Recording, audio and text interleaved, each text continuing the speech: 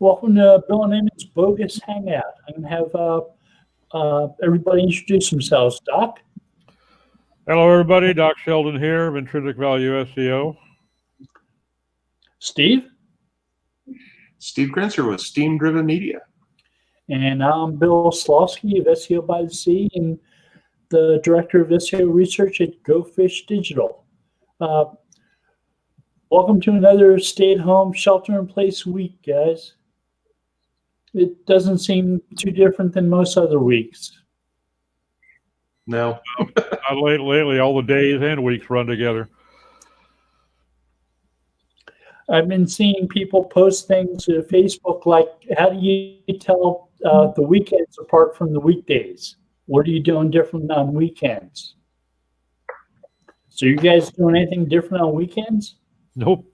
Other than trying to get caught up with some personal stuff on Sundays is about as close as I get to differentiating. And it hasn't worked. It's just a plan. Let's see. Yeah, and with me, with the farm and the woodworking shop and all that, there are no days off or weekends. It's just a 7-day-a-week grind, and sometimes what I do changes a little bit during the day, but not much. But you're working half days, right? Yep. Yeah, 12 hours. Sometimes I go in long enough to have lunch with my wife, and then I go in and have dinner, and we spend a little time together, and then I'm back out here till 2 in the morning.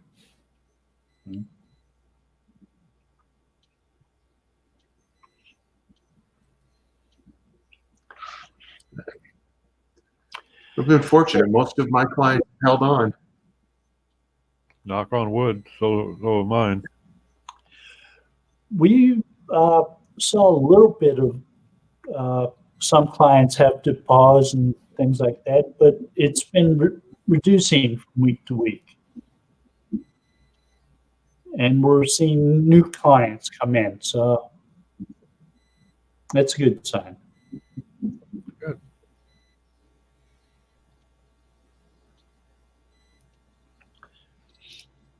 Some industries just seem heavily hit by this virus.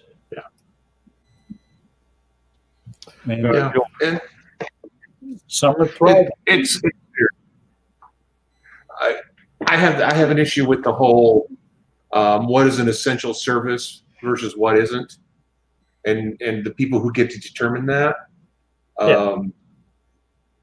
because it doesn't make sense that you would expect people who are basically making minimum wage to also be considered essential services and forced to work in conditions that they tell everybody else to stay away from. Yeah.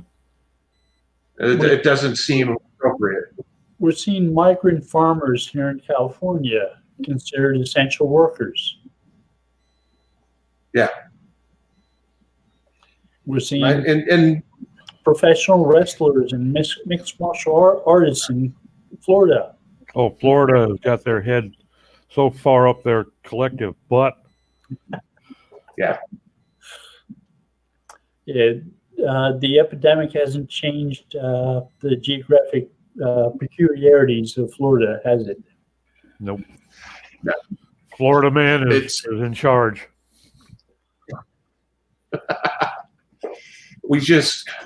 It's frustrating because I know a lot of people who justifiably should not be at work.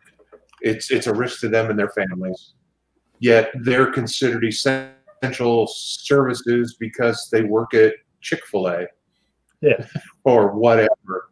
And it's like, no, these people should be home too.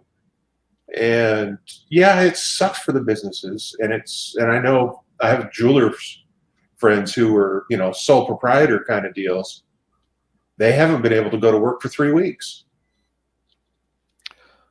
And it's like, and it's killing them. So I don't know. Kind of makes that whole universal basic income thing look a lot better, doesn't it? Doesn't it? Yeah, I see universal basic income associated with artificial intelligence because there's a real fear that it will put people out of business. and it might help keep some people alive having basic income. Well, see, and this is what's weird is, the general excuse is, well, if you give everybody a basic income, then nobody will work. And that's simply not the truth. No. Because you will always have a small percentage of the people who will just simply not work. Whether they're getting paid or selling drugs or whatever they're doing, they're just not going to work. And having a universal basic income is not going to change that.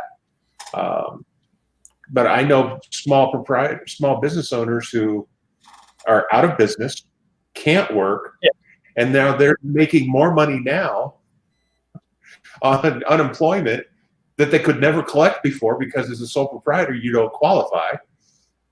But all of a sudden their income has gone up by not working. So there's got to be something that could be done about it.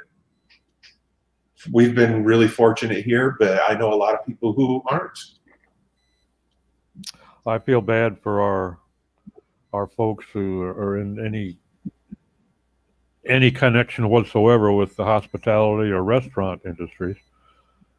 Some of those restaurants have been able to do a delivery service that kept some income, but hotel owners, geez. Well, restaurants is another one of those things.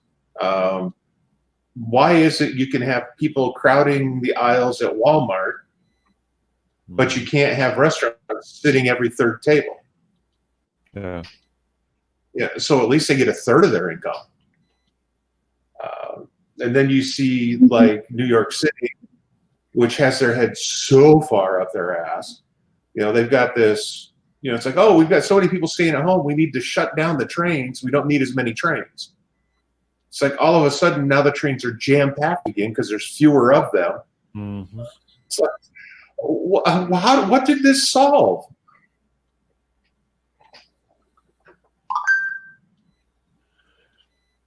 Really puzzling when people start doing stuff like that.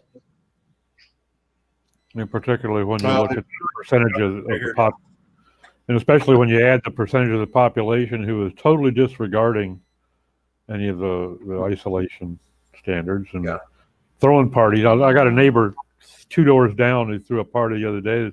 About 25 or 30 of them out front drinking beer. They were 16 inches apart at the at top volume all night. Having that kind of a noisy party is just a nuisance. Having people like that, the owner of the home, the mother of the 2 young adults who live there with her, is out of town.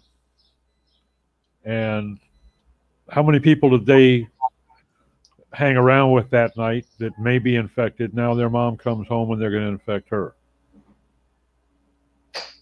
And there's just no thought whatsoever given to that. Because, I get it. When I was 17, 20 years old, I felt invulnerable too. That just kind of goes with the territory. Yeah. But I wasn't a give a shit guy, I think the part I find the most humorous about all of this is the millennial generation now is starting to say those stupid kids. Well, I told you you're get old. But the millennials are not, they may be kids to you and me, but they're well into adulthood, Well, yeah, I know, but I just find it hysterical. It is funny. It's like, congratulations, you just grew up. You're now part of the get off my lawn yard during whippersnappers. It's amazing how that cycle just runs around in a big old circle every generation. Mm-hmm.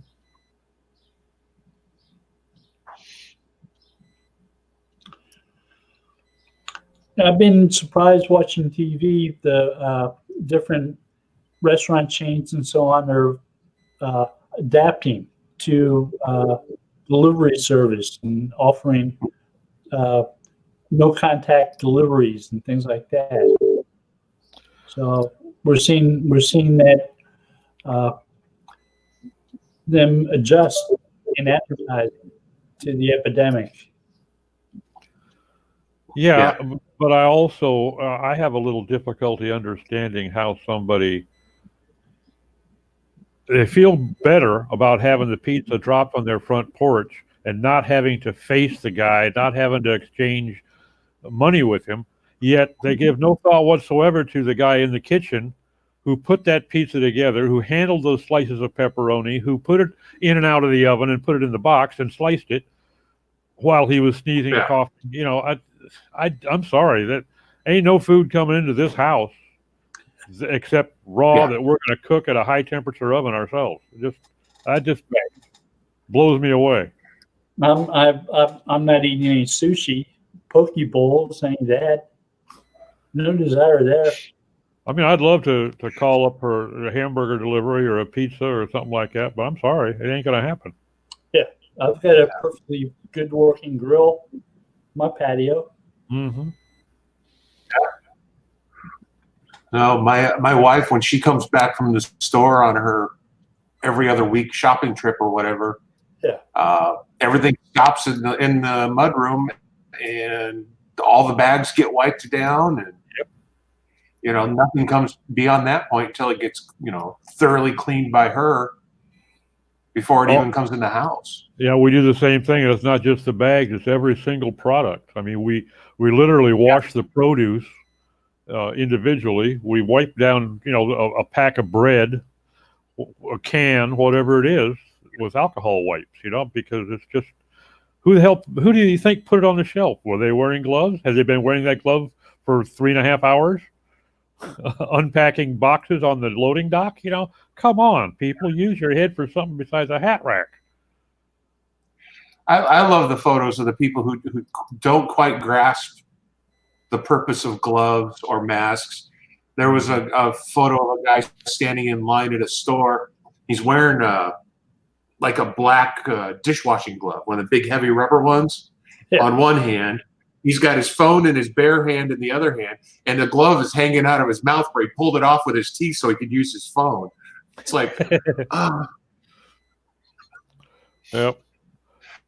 Somewhat unclear on exactly the process here. Where the Darwin Awards come into play, eh?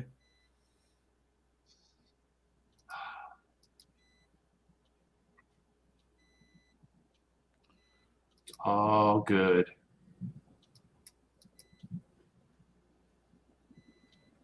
Well, going to be interesting to see, too, what are going to be the long-term effects on how we live, how we do business, how we run businesses. Yeah.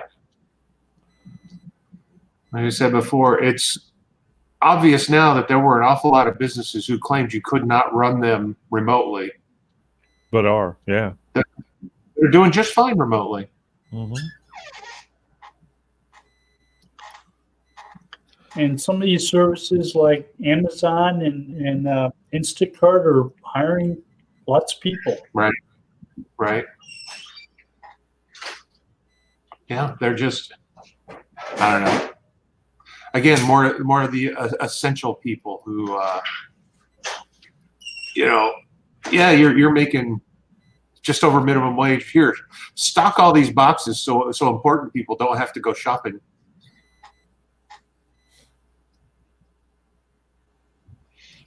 Well, like I saw something yesterday. This Instacart driver who was supposedly making $3.25 an hour, and his theory was that tips have basically just disappeared from their orders. And his theory is because the guy doesn't have to face me at the door now because it's a hands-free delivery, so he doesn't have to feel bad about not tipping me. Because he says tips have just gone down to essentially zero. And I'm only making $3.25 an hour, and that guy's still at risk, and so is his family, whoever he lives with. Now I'm using Instacart. I'm making sure I tip. Oh, hell yeah! I want them to come next week.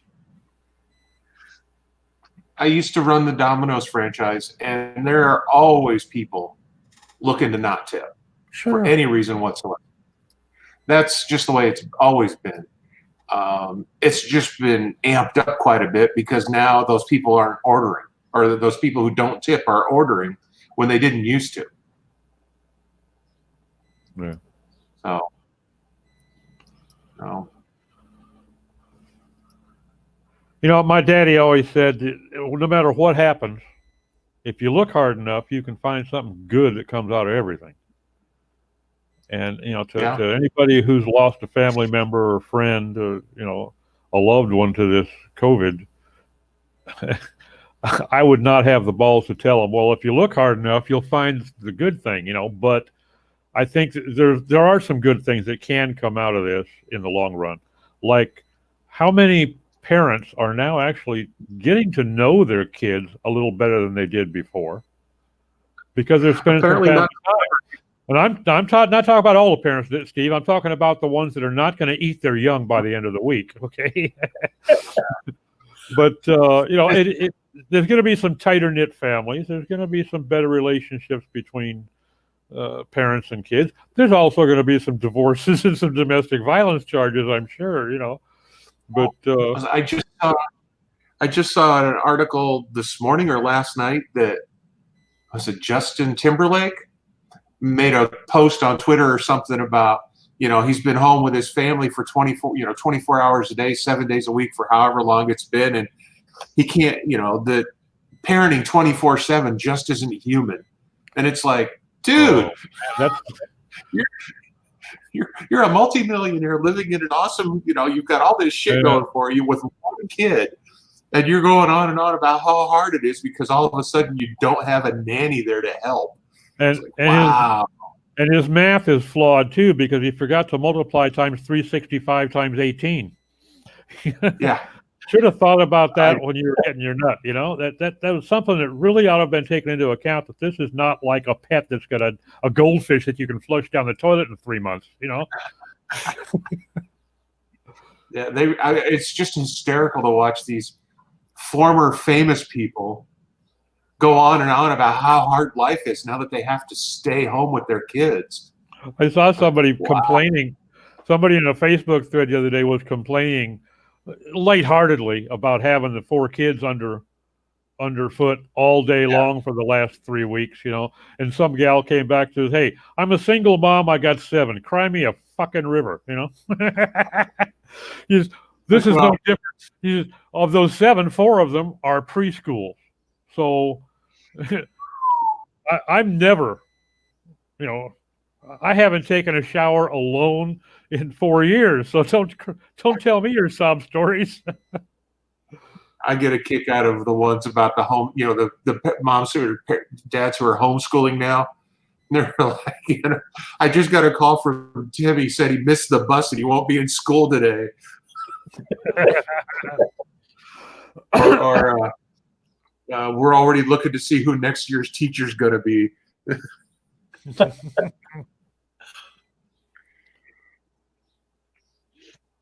Oh, it is definitely changed things. All of a sudden, the homeschool parents aren't looking so damn crazy.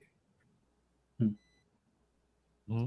Some of the preppers still look crazy, but well, maybe appreciation of teachers and the low wage that most of them get will get a little more attention too.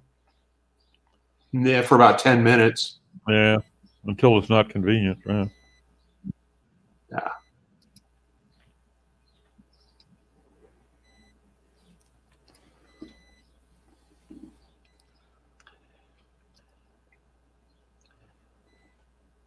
Yeah, I've been hearing from family I haven't heard from in a while. Most of them have done pretty good. Some of them have lost friends that they've known for years. Like 2 cousins work at a newspaper distribution plant, and they're still working. They're still essential. And one of their coworkers they worked with for 35 years passed away from COVID. Yeah. You know, he was so close. He's like a family member.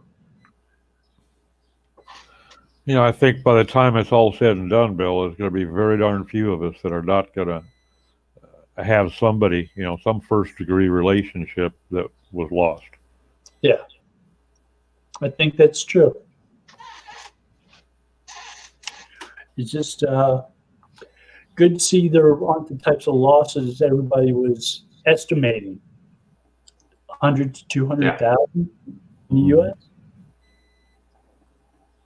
Yep. Not a pretty picture. No.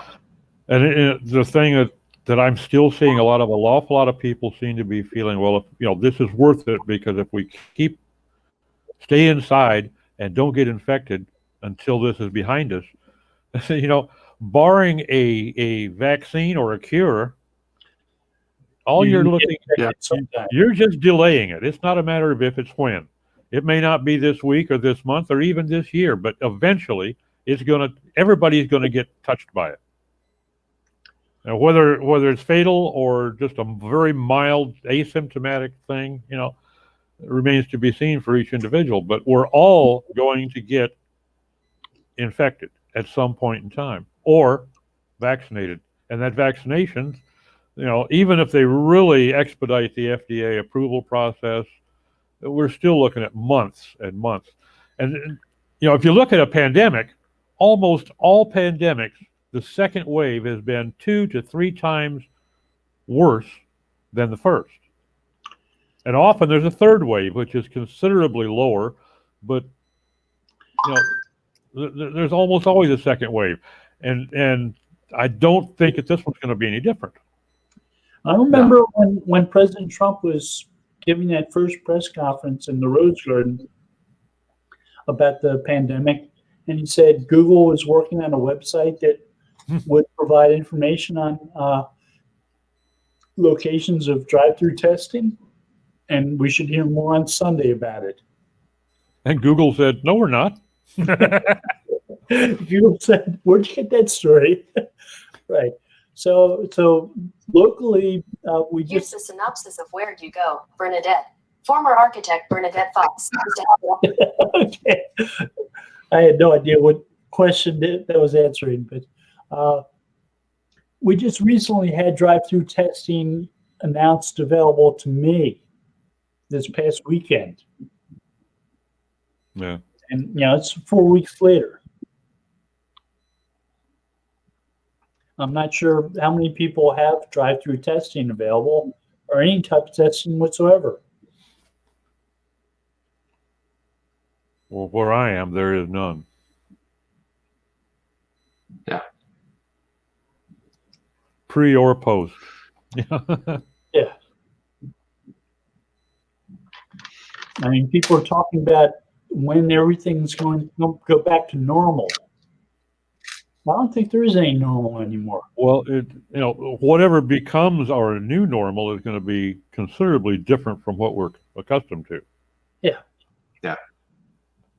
And it's not going to be this year.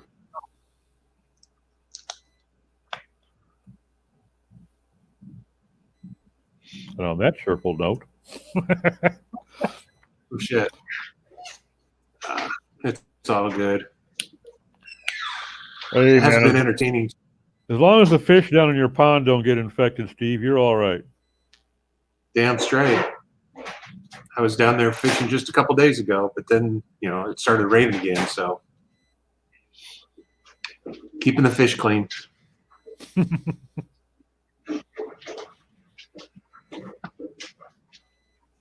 Oh.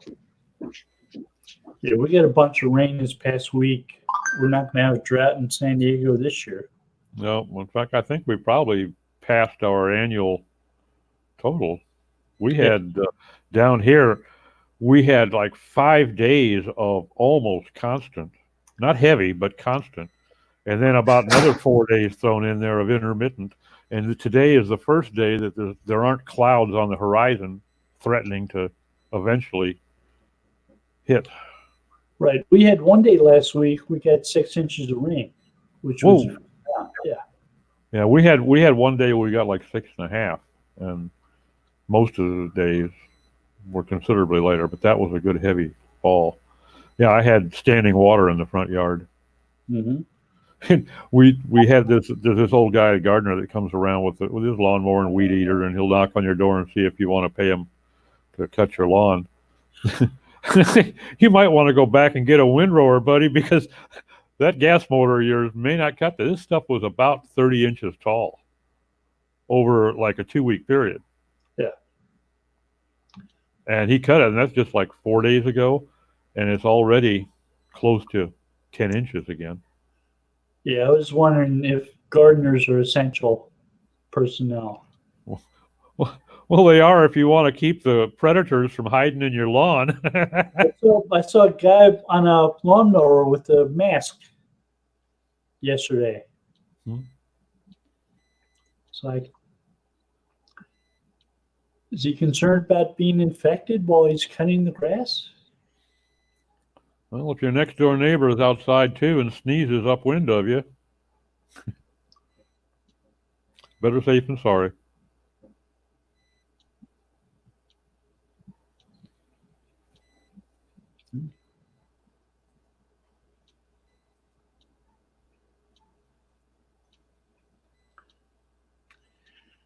So the lawns are growing wild. The barber shops are all closed, which means people are going to be cutting their own hair.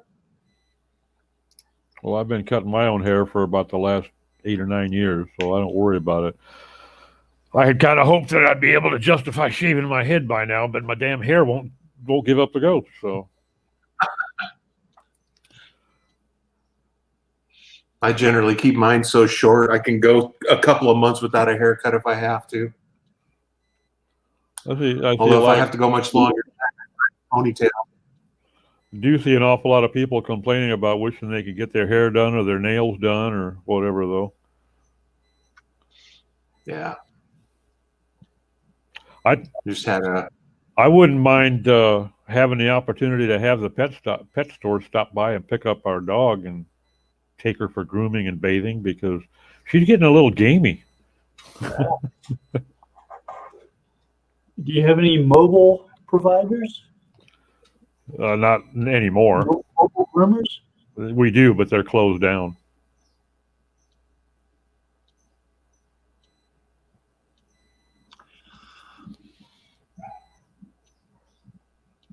Yeah, the Army pretty much went door to door down here on businesses and made spot calls, on the spot as to whether you fall in the essential category or not. And stood there while everybody vacated and locked up. Really? Yeah. Send your people home, lock a door, don't come back, and then they put a seal on the door, a tape seal on the door. And the federal government finally issued an edict here, close to 2 weeks ago, I guess, week and a half ago, because nobody was paying attention. I don't think there was even that much awareness on the street. I think a lot of people either didn't believe it or didn't understand it or whatever when he made the recommendations. And the president finally got tired of it and said, okay, we're sending the National Guard in. And if you're not a bank, a pharmacy, or a medical office, you're closed. Yeah, I've been listening to a Mexican radio station, and they make some announcements about some of the stuff going on in Baja California. Mm-hmm. The one big difference I'm seeing down here that's different from the States is that I'm not seeing, or at least not hearing of, maybe there is any effort on a gubernatorial level. It's from the federal, not so much the state. The governors don't seem to be really taking any initiative on it. And maybe the federal government's not allowing them to. Maybe that's, the president is reserving that for himself. Unlike our president, of course, in the States, he doesn't claim absolute authority. If he doesn't have to do anything, he'll say the governors are handling this. If he looks like he might be blamed for something, he say, I'm responsible for it. My authority is absolute. Which it isn't, but take all the credit and none of the blame. Yeah. Oh, he's even taking credit for what he made the governors do.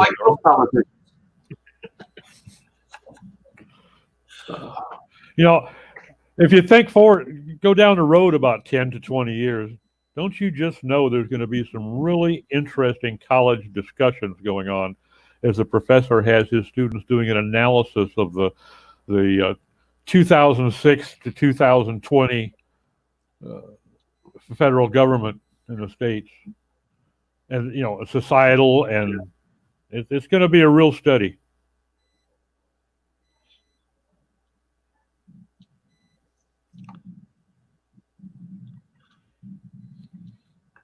to be some serious lessons learned from the time period.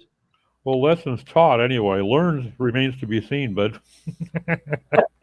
Yeah. No. I used to laugh when my kid would talk about getting out the guillotines. And, I'm starting to kind of see her point of view on a lot of things. yeah, really.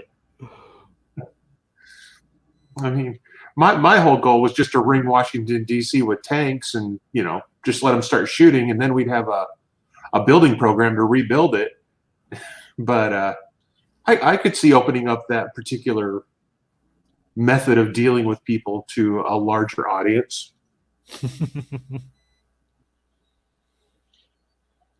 Well, looking at it as a business opportunity, somebody has to keep those guillotine blades sharp when they're getting that much use. Well, and that's what when they were first arguing over the first stimulus bill for the virus. And it's like, okay, here we go. We're going to take the leader of the House and the leader of the Senate. We're going to walk them out onto the front lawn, introduce them to Mr. Guillotine, then go back to the Senate and the House and go, okay, you elect two new leaders, and you have 48 hours, or those two people will be introduced to Mr. Guillotine. Let's get this shit solved. I figure you'd only have to do it once, and they'd figure it out. Yeah, there's no incentive at the moment, but that would be pretty incentivizing. Yeah. Like, hey, you'd also find out who really wants to be in charge, too. We're voting for you. It's like, no, I don't want to be in charge. It's like, no, too bad. That's you.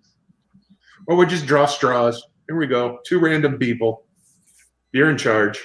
Good luck. Two random See you in people. 48 hours. Two random people couldn't be much worse than the people that we've got now. This is true. I mean, I almost feel like we could select a leader from any large city's homeless population and do as well as we are. Wasn't there seemed to be this is drawn way back on some weird classes I took in college, that in some of the Nordic areas, they used to get really drunk, write a whole bunch of laws, and then after everybody sobered up, the ones that made sense were the ones they kept. Well, I guess we know where we got our model from. It's like, none of this debating and negotiating. It's like, let's just all have a drink and make shit up and see what happens. Maybe something good will come out of it. A few years ago, I used to see videos of some session in like UK Parliament or something where they would be climbing over the rails and throwing blows at each other or cursing each other out. And you go like the Ukraine Parliament where it turns into a WWE episode. And I used to laugh at that. And I'm thinking, we're doing the same kind of thing, but without getting our clothes wrinkled. It can't be any less ludicrous to some guy in Europe watching our parliament or our Congress than watching their parliament is to us.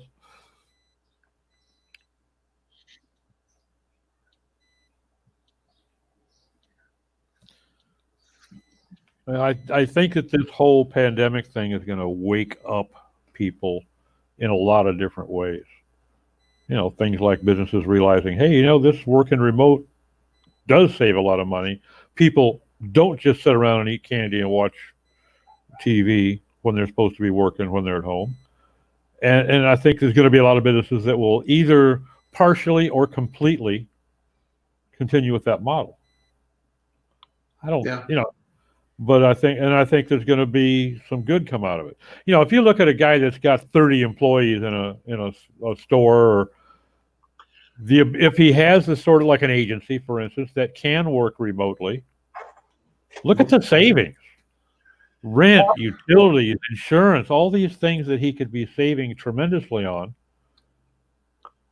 I am still seeing people talking stimulus bills where they're talking about spending money on building up infrastructure in the country And they're talking about Yeah. infrastructure as being bridges, roads, and things like that. Mhm.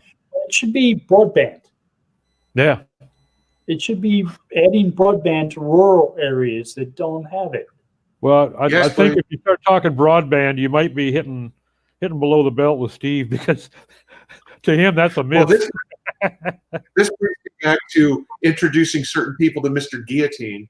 When you have all of the money that has been collected by these telephone carriers for the last, 10, 12, 15 years, that was supposed to be specifically earmarked for bringing broadband to all these rural areas, and they never did anything with any of it. They just put it all in their pocket. I mean, billions of dollars.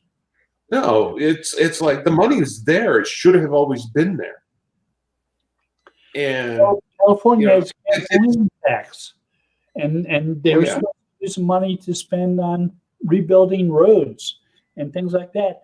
They've never spent the money, and now they're talking about it's a stupid idea to rebuild roads. They should use it to build new transit systems, light rails, buses, things like that.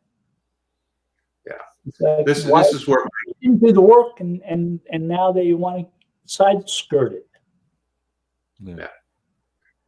it's all about who can put money in their pocket, and if it doesn't affect people over a certain income level, it's just never going to happen.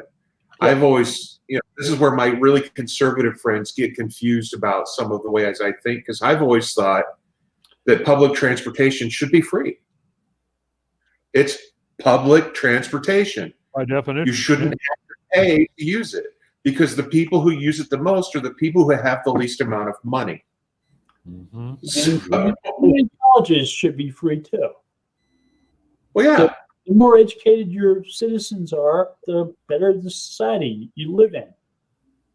See, and when it comes to university, I always thought that certain degrees should be free.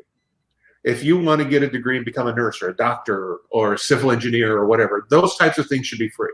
If you want to get a degree in Greco-Roman wrestling art history with a minor in flute making, you got to pay for that fucker.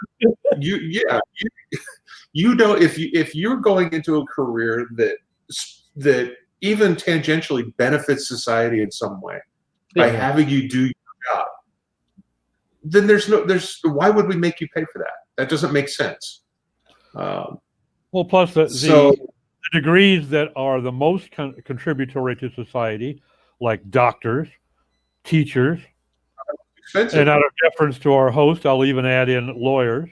Okay, this is not a 2 or 4 year degree. This takes a significant investment of time and money, and nurses and teachers don't make a hell of a lot of money. Well, it's one of the reasons I never finished my architecture degrees. Because when I went into it, I understood it, but I didn't understand it. That after you get your bachelor's degree, then you have to get your master's degree, then you have to do a 3-year apprenticeship, then you have to pass a test that only 20% of the people ever actually pass before you can call yourself an architect.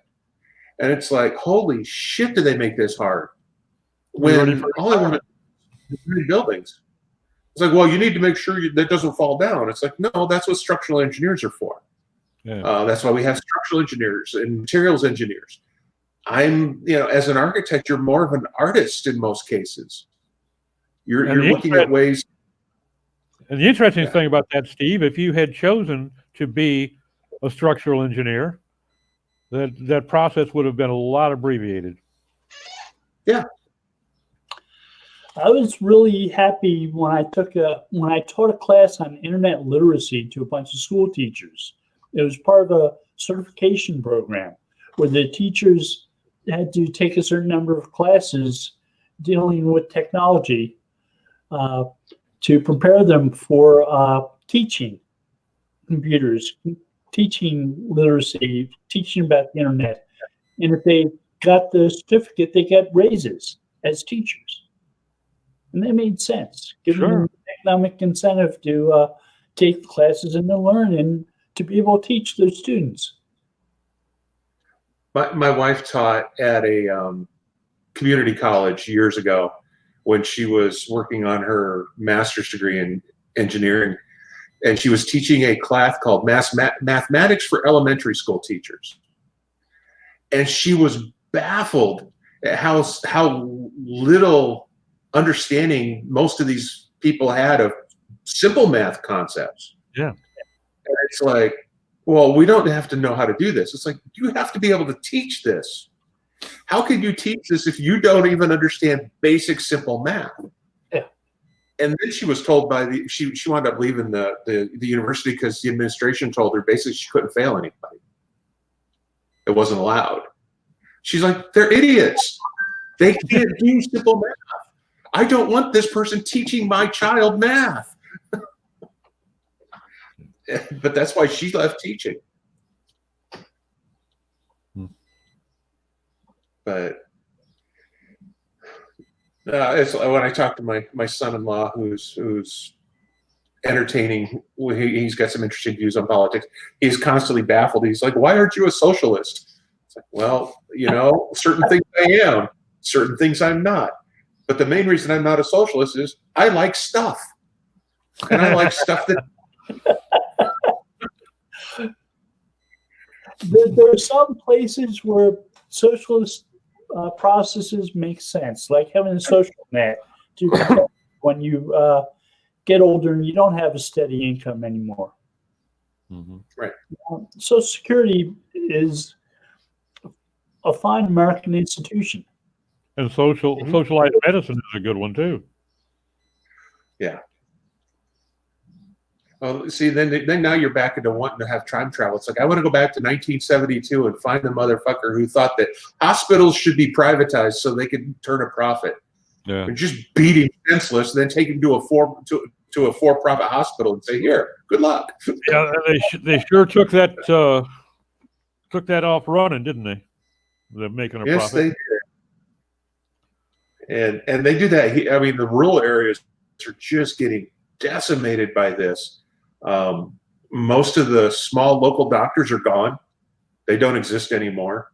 Now what's in their offices is a corporate-run doctor's facility that has the doctor's going to be in this town on Tuesday, this town on Wednesday, this town on Thursday. And if you need to see them any other day than that, you need to go to the town where they're going to be, or you can only see a nurse practitioner. And the NPs are just run ragged because they see, 60 people a day. And it's like, well, you do an 8-hour day, you see 60 people. That only gives you like 4 or 5 minutes per person, tops. So it's a mess out here in the smaller towns. So, if we have anything that needs to be done, I go to the big city now. I have to. Yeah. Because you can't count on the local physicians to be there anymore. They just don't exist. I remember when I was living in Texas, our family doctor was a good friend, and he'd been a little small town, 2,000 people. He'd been there for probably since he got out of college, and he was probably in his late 60s then. And I had insurance through my company, and I asked him one day, and I just went in to see him about something. I asked him, "By the way, do you guys take such and such?" And he says, "Not yet. I'm just trying to get enough saved up to be able to handle the salary for a couple months, because in order to do it, I have to hire somebody full-time to do all the insurance paperwork. It's going to take a full-time person just to handle the claims and whatnot." And good Lord, it was not going to get paid for that days. So to do that, I would pay him $15 for an office call above and beyond whatever else he might do. Just to go in the door was $15. But if I drove 50 miles into Austin, it was going to be $60 for some other doctor. Mm-hmm. But they're going to bill it to the insurance company, okay? And actually, the insurance company is only going to pay them $20. So they're going to end up getting my 60. If I'm not on, if I'm doing a claim, I'm going to pay a $15 copay, which is basically what Al was getting, and then $20 from the insurance company. So they got 35 out of the 60 that they were billing. Yeah. And he says it does, and had been a doctor for 40 some years. He says it just makes no sense. All we're going to do here is we're going to kill off two groups: sick people and physicians. Yeah. Well, one of the things that we've been seeing is this I shouldn't say interesting because it makes it sound like it's cool. But what's happening is these investment companies are going into rural areas and buying small local hospitals that are struggling because they're in a small rural area. It's hard to make, stay open when you don't have that many patients. So what they do is they come in, they buy this hospital, they do a lot of upgrades to the hospital, and then raise the prices. And then people start going, oh, well, we can't afford to go here. And it's like, tell you what, they go to all these different companies in the area and say, hey, let's switch your insurance plan over to this insurance because it'll get you a better rate at this hospital. What they don't tell you is the investment company owns both the hospital and the insurance agency. Yeah. And the reason they're driving the prices up at the hospital is to get you to switch to their insurance company. Then once they get everybody switched over, they close about 40% of the hospitals and drive everybody to a bigger, more centrally located hospital. Or they can again raise the rate. Right. So we're back to introducing people to Mr. Guillotine. We're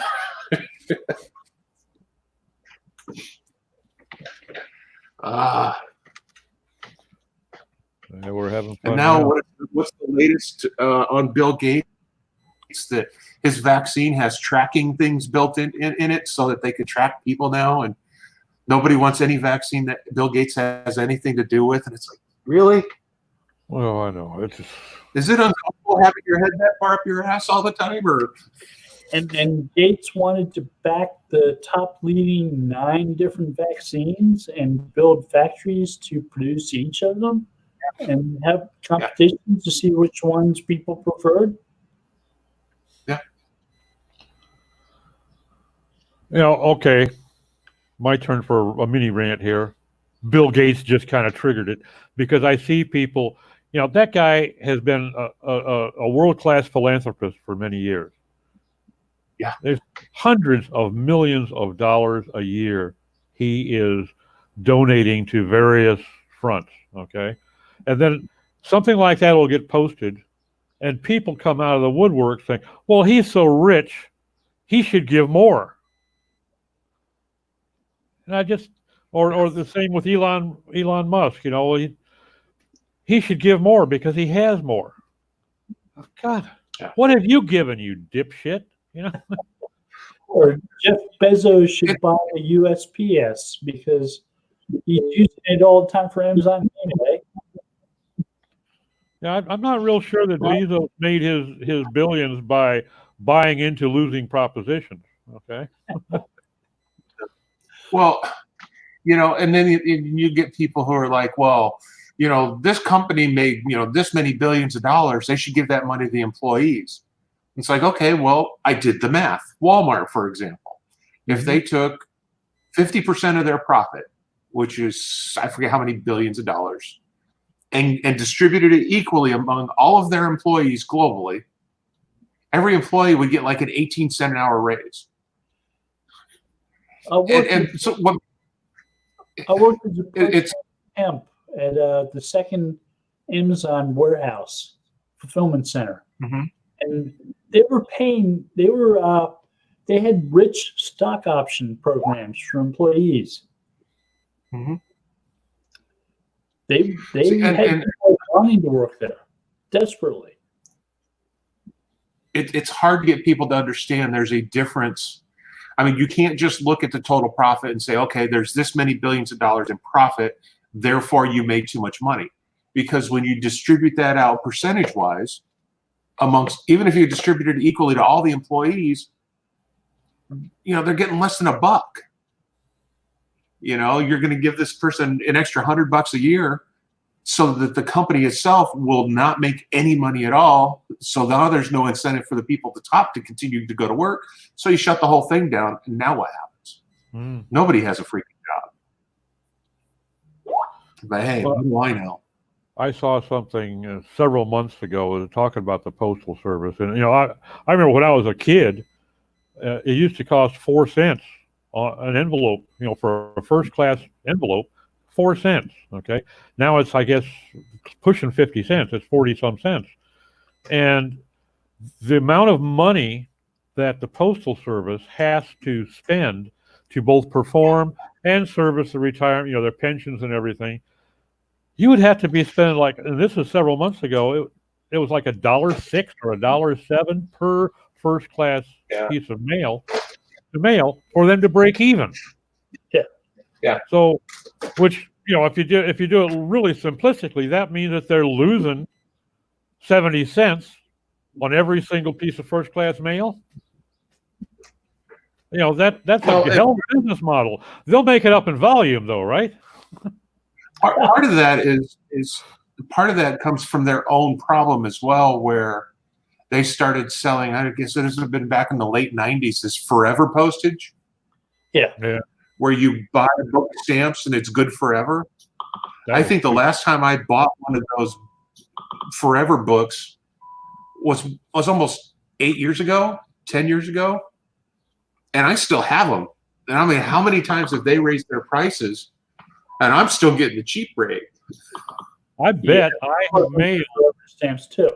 I don't think I have mailed a physical piece of mail in the last decade. I probably mailed about 10 envelopes in the last decade. So it took me a long time to go through those forever stamps.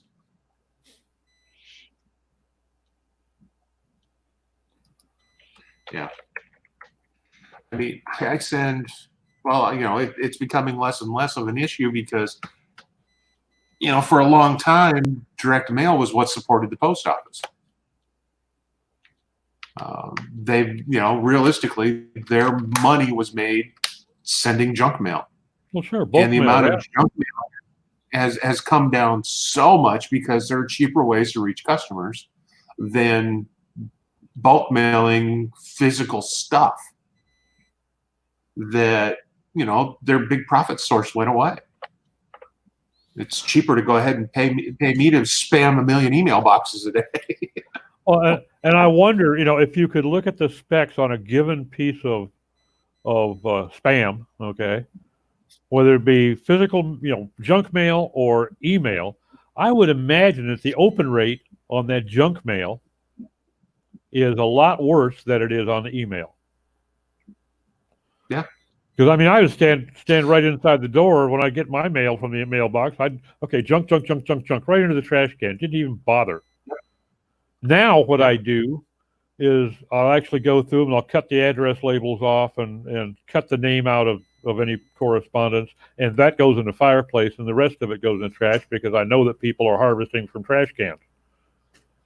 But it's just, I think if you put together any kind of a catchy subject line, use a little bit of innovation, you got a better open rate on email than you do on junk mail.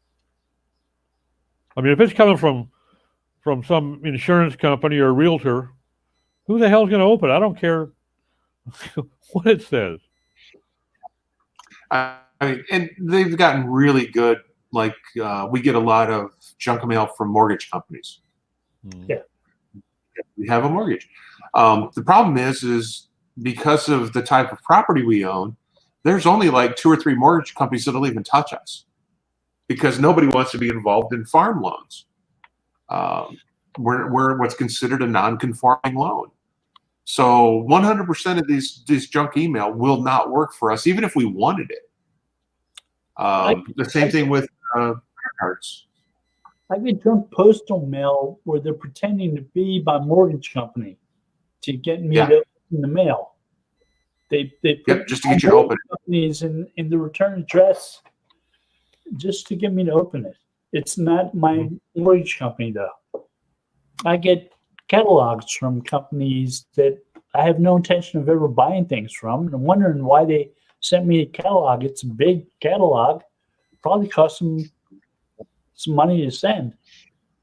I didn't ask. You get the Uline catalogs with all the boxes. Yeah. Yeah. I have no idea how I got on that list. I have never bought anything from them. I don't see a situation where I ever will. Yeah. Yet, like clockwork, you get them big fat freaking catalogs. Yep. Are they laundering money? What? I think that's one of them programs that got started and it just auto pays, and nobody pays attention to it because it's such a small line item overall.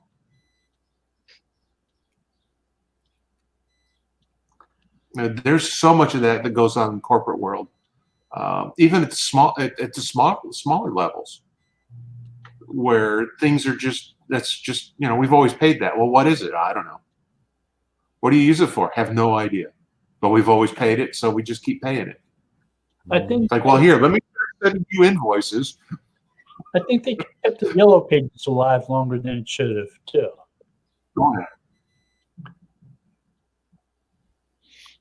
And now you get the spam email from Yellow Pages for their SEO. Oh my God, I get those from clients about every other month. Say, hey, should we be doing this? No, but thanks for asking first. I have a friend who started a solo legal practice, and he closed it down because he missed submission to Yellow Pages by 2 weeks, and he wasn't getting business. At that time, he could have asked for help putting up a website, and he didn't. I worked with a small regional phone book for a while. Those guys were terrifying.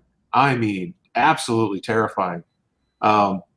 Because first off, their contracts didn't say for 12 months. They said until the next phone book comes out.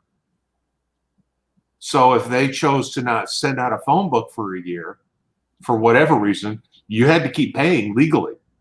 They had more lawyers on staff than they had salespeople on staff. Yeah. It was ridiculous. I mean, you'd go into the building and like one whole side of the building was just nothing but offices with lawyers in it. And all day long, all they did was, chase people who didn't pay. It's like, you've got to be kidding me. It's like, well, the new phone book isn't going to come out for another 4 months. We're behind schedule on that. So we need to make sure they keep paying. It's like, who in their right mind when they signed up for a phone book ad thought it was going to be for more than a year? When I had my publishing company, we used to do those regional books, local businesses. Like I said, it was a rural area, but it was a one-time. We put together this little, it might be a 30, 60, 80-page listing, and you got a display ad. You can buy a full page, half page, quarter page, whatever, for your business. And we would drop by and keep some on your shelf on your counter for you, but it was a one-time thing. And if we decided to do it, a new one 4 months later, we ran into a lot of resistance. God, yeah, you were just here in December.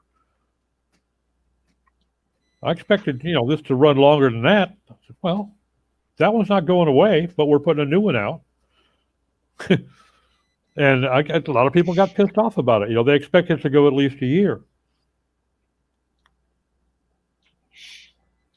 Well, my favorite print job I ever did was when I lived in Albuquerque for the Balloon Fiesta. We had this idea to put together these large format maps of all the dirt roads once you get off a pavement. Yeah. Because the people coming in from out of state or whatever to fly their balloon, they had no idea where they were going once they got off pavement. And there was no GPS at the time. So on one side, it was a big fold-out map that had visual landmarks. Because there's no road names or anything, it's like, go here and turn left at the big rock that looks like a cactus kind of deal. And then on the other side, we had all the restaurants and stuff, local area restaurants. And then they were tied to, well, if you're in this part of the desert, these are the closest restaurants to you, kind of thing. And that worked really well the first year, but what worked really well was the second year when we made them coupons.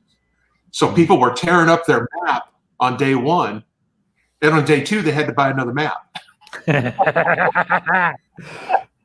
The wisdom of printing those coupons on the back of the map. There you go. I mean, and the maps were cheap. I will say, they were like 25 cents a piece. So people would come in the first day of the fiesta and, buy like $5 worth. So they had plenty of maps for the whole week. But, we also, we sold all the advertising on the back and had a ball with it for a few years until the folks that ran the balloon fiesta wanted their cut. And their cut was significant. It's like, yeah, no, pass.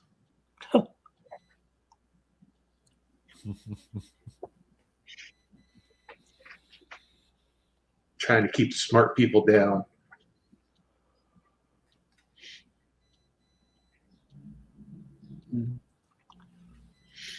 Well, we're at the top of the hour, guys. And thank everybody for joining us. Thank you. Have a good day. Everybody have a good one. Stay safe. Stay healthy. Mm-hmm.